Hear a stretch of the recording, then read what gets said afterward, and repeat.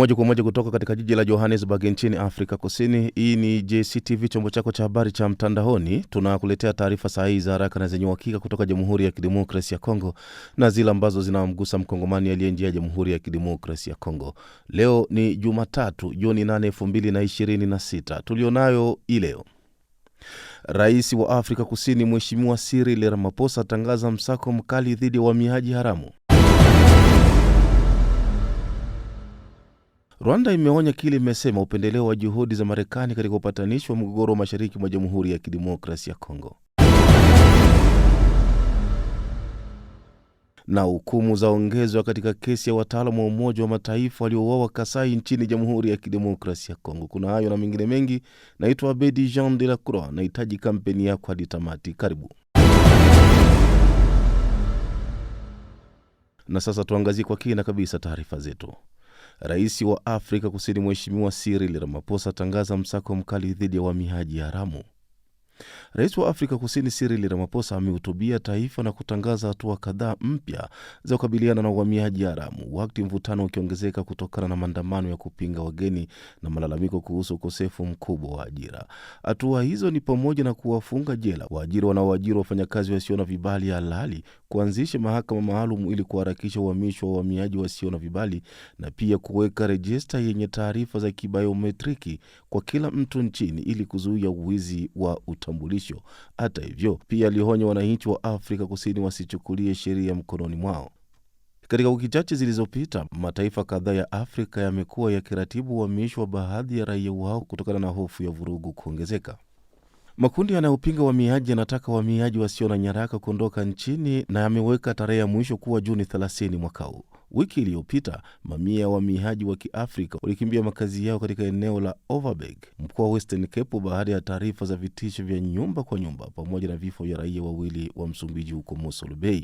Wengi walikimbilia katika kumbi za jamii, ufukweni au milimani. Baadhi wameamua kurudi makwao. Na mwishoni mwa wiki kundi jingine na takriban watu 140 walipanda mabasi kwenda Malawi na Msumbiji. Mjini Durban, wageni wamekuwa wakipiga kambi nje ya ofisi ya Wizara ya Mambo ya Ndani kwa wiki kadhaa, wakisema wana hofu ya maisha yao. Kuhusiana na hotuba ya Mheshimiwa Rais wa Afrika Kusini Cyril Ramaphosa, dakika chache zilizopita nilifanya mahojiano na Asukulu Itabilwibolo Ngaboyemo. Yeye ni mkazi wa Durban, mwanaharakati wa haki za binadamu, lakini pia mchambuzi wa masuala ya kisiasa. Nilizungumza naye kutaka kupata mtazamo wake kuhusiana na hotuba ya rais. Nilimuuliza amepokeaje hotuba ya Mheshimiwa Rais wa Afrika Kusini Cyril Ramaphosa. Asukulu alianza kwa kutoa mtazamo wake. Kwa hakika hotuba ya rais tumeipokea kwa huzuni mkubwa sana. Haikutufurahisha kama vile wakimbizi katika nchi ya South Africa. Tunachokifahamu ni kwamba ilikuwa ni vigumu rais kuongelea masuala ya kuchukua ofisi Home Affairs na kuipeleka kwenye maboda na kuprocess watu kule. Ameongelea pia issue ya kusema kwamba kuna document kama vile traffic register ambao atakazo kushughulikia kwa kuzifunga, lakini issue ambazo zinazotusumbua kama vile wakimbizi za watu ambao ni mabandia, acha nitumie hiyo lugha, wanaotusumbua kutufukuza kwenye makazi, kupiga watu na kuua, hajaliongelea kama vile rais kusema ni hatua gani serikali itakayochukua kwa kuwafunga hao mabandia, lakini pia kuwaacha watu huru ambao wako na vitambulisho vya kuishi South Africa kuishi kama vile kawaida, na kurudisha makazi ambayo iliyonyang'anywa na kufungwa, watu wapewe makazi zao na kurudia kwenye makazi yao. Lakini pia hakuongea lolote kuhusu watu ambao wameanza kukaa nje ya nyumba zao, kwamba wanaweza wakasaidiwa aje hata kama hawajarudia kwenye sehemu zao za kazi na maeneo zao za kuishi. Misaada kama vile ya kijamii kama serikali inaweza ikasaidiwa aje, aidha kuenforce UNHCR kuwasaidia watu ambao wako nje sasa hivi. Sasa kulingana na hilo, ni kama vile rais hajaongea lolote kutuhusu kama vile wakimbizi, na hakuna umuhimu kabisa wa ambayo rais ameenda kuongea hapo jana kutuhusu sisi wakimbizi. Lakini amesema kwamba hakuna mwananchi ambaye anaruhusiwa kumuomba mwingine kitambulisho wa Sokolo. Na narudia tena kusema hivi, the body language, lugha ambayo ameitumia haikuwa lugha yenye ilikuwa na nguvu kama vile rais.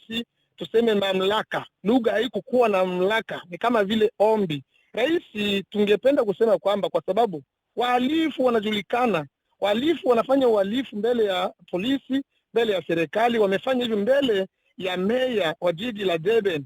Wanaonekana ndo hao. Nafikiria rais lugha kama vile rais ya kuenforce the law of South Africa angesema kwamba fulani fulani wanajulikana, niseme majina, Jesita Mtakati na Ngumeze, mkifanya tendo kama na hili kuanzia leo nimefanya hivi na mtaanza kufungwa. Lakini kusema kwamba watu hawaruhusiwi, hata ni kuambia kwamba pale jana wa Malawi wameenda kushambuliwa baada ya rais kumaliza speech yake tu masaa mawili baadaye watu wameshambuliwa, watu wamepigwa na kuharibiwa vitu vyao. Kwa sasa hivi wanaishi kwenye mosque hapa Shewood.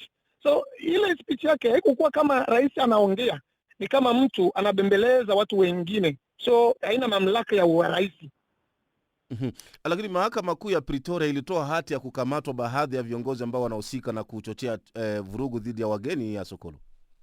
Hilo limetolewa sio kwa sababu wanachochea, ni huyu kijana Ngizwe ndo ametolewa. Hilo amelitolewa kwa sababu ya isha kuendana yeye kiongozi wa chama cha upinzani Julius Malema, ndo maana wamemtolea hilo, ili akiendelea kufanya vile vitendo ambavyo alimfanyia Malema ndipo ataenda kufungwa. Lakini sio kwamba kwa sababu anasumbua wakimbizi. Huyu Ngizwe amefika mahali ambapo watu wamekimbilia hapo Mafeazi, mpiga watu mangumi hapa mbele ya macho ya polisi. Kama lingekuwa hivyo basi angekuwa ishafungwa, kwa sababu hilo lilikuwa tayari lilishatolewa wakati anakuja kupiga watu mbele ya polisi, watu wamekimbilia kwenye Mafeazi.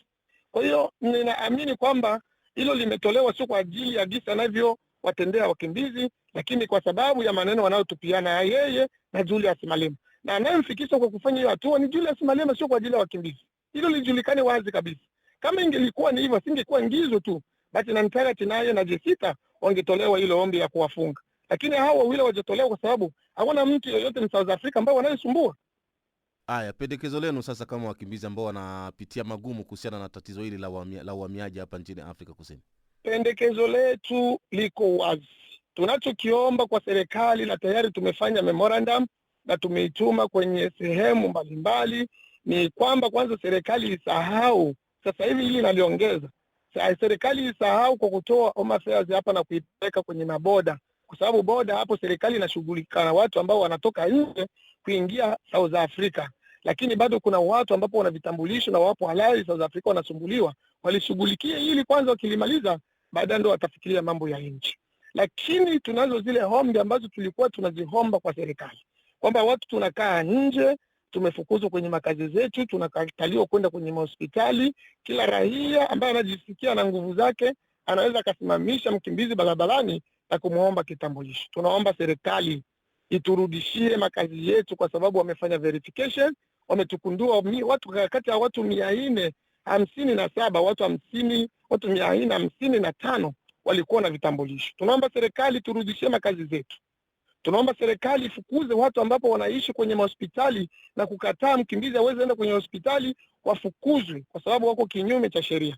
Lakini pia tunaomba serikali isukume aidha ienforce na polisi na immigration officers, wao wachukue in charge ya kuuliza madocument na kila raia. Lakini la mwisho ni kwamba vitambulisho ambavyo tunavyotumikisha South Africa, serikali iwatambulishe raia wake, lakini pia na maofisa tofauti wawezi kuvitambua, kwa sababu kuna mapolisi ambao hawajui asla msika ni nini, status ni nini. Kwa hiyo serikali ichukue hatua ya kufundisha raia wa South Africa na maofisa wengine vitambulisho tunavyovitumikisha, ili wavijue, wavitambue na kuviheshimu. Ni Asokolo Itabelwe Bolonga Bohemo, huyo mkazi wa Durban, mwanaharakati na mchambuzi wa masuala ya kisiasa ambaye nilifanya naye mahojiano hivi punde.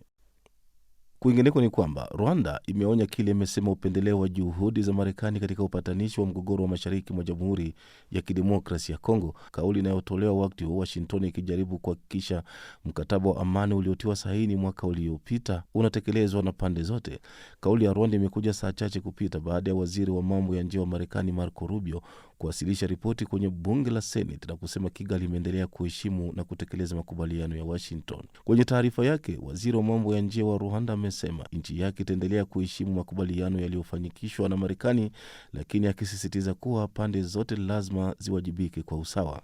Kigali inasema mkataba wa amani uliopo hauwezi kutekelezwa kwa upendeleo na kuonya kuwa mzozo wa mashariki mwa Kongo hauwezi kutatuliwa kwa kile ilichokiita kama upande mmoja. Rwanda kwenye taarifa yake imesema kuwa wakati ikiendelea kutimiza wajibu wake chini ya makubaliano iliyotia sahini, serikali ya DRC imeendelea kuwaunga mkono wapiganaji wa FDLR wanaotumiwa kuchochea vurugu dhidi ya Watusi wakati wa mauaji ya kimbari ya mwaka 1994.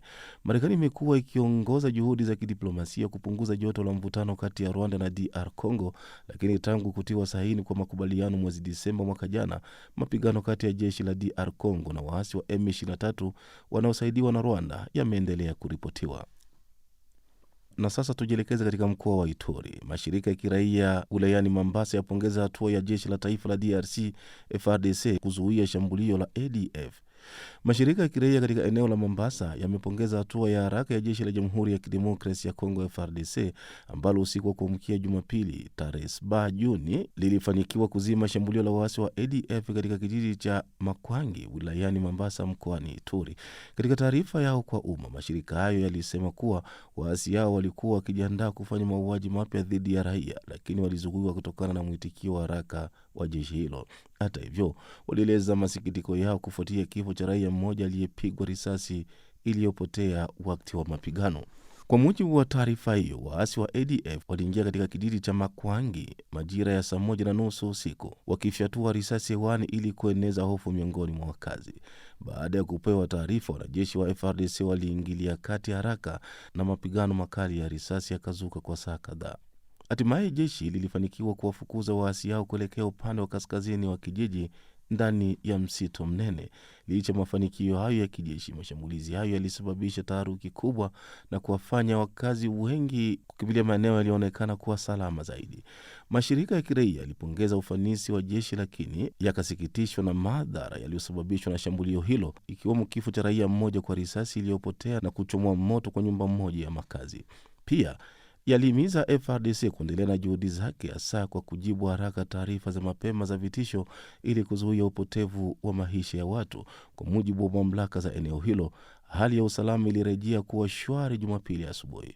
Wakazi waliokuwa wamekimbia kutokana na mashambulizi hayo wameanza kurejea taratibu katika kijiji cha Makwangi. Mamlaka hizo zimewataka wakazi wa vijiji vya Makwangi, Kundala na Toliyoli kuendelea kuwa waangalifu na kushirikiana kwa karibu na vikosi vya usalama kwa kutoa taarifa kuhusu mienendo yoyote inayotia shaka. Shambulio hilo lilitokea katika kipindi ambacho mashambulizi yanayohusishwa na waasi wa ADF yanaongezeka katika wilaya ya Mombasa. Katika siku za hivi karibuni, maeneo kadhaa ya usultani wa Bila wa Kwanza na Babombi yameshambuliwa na waasi hao. Kutokana na tishio hilo linaloendelea, mashirika ya ndani yanatoa wito wa kuongezwa kwa operesheni za kijeshi pamoja na kuimarishwa kwa ushirikiano kati ya wananchi na vikosi vya ulinzi ili kukabiliana na hali ya ukosefu wa usalama katika eneo hilo. Tukitoka mkoani Ituri na sasa tujielekeze katika mkoa wa Kivu Kaskazini. Bei za vyakula zapanda katika jiji la Beni kutokana na hali ya ukosefu wa usalama.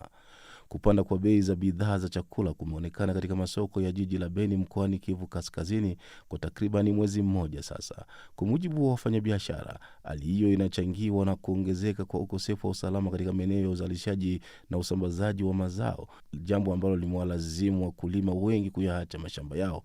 Wafanyabiashara hao wanatoa wito kwa mamlaka kuimarisha usalama katika maeneo hayo. Katika masoko ya Kilolo na Mayangose kwa mfano, bei za baadhi ya vyakula zimeongezeka maradufu hata mara 3.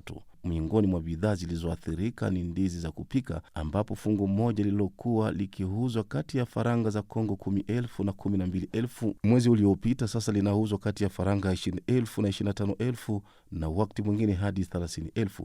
Bei ya kitunguu chekundu imeongezeka kutoka faranga 2,000 hadi 3,500 kwa kilo, huku kitunguu cheupe kikiongezeka kutoka faranga 2,000 hadi 3,000 kwa kilo. Bei ya viazi imepanda kutoka faranga 1,200 hadi 2,500 kwa kilo. Aidha, mafungu ya nyanya 5 yaliyokuwa yakiuzwa kwa faranga 1,000 sasa yanauzwa kwa faranga 2,000. Baadhi ya bidhaa kama limau, mchaichai na tangawizi pia zimekuwa adimu sokoni.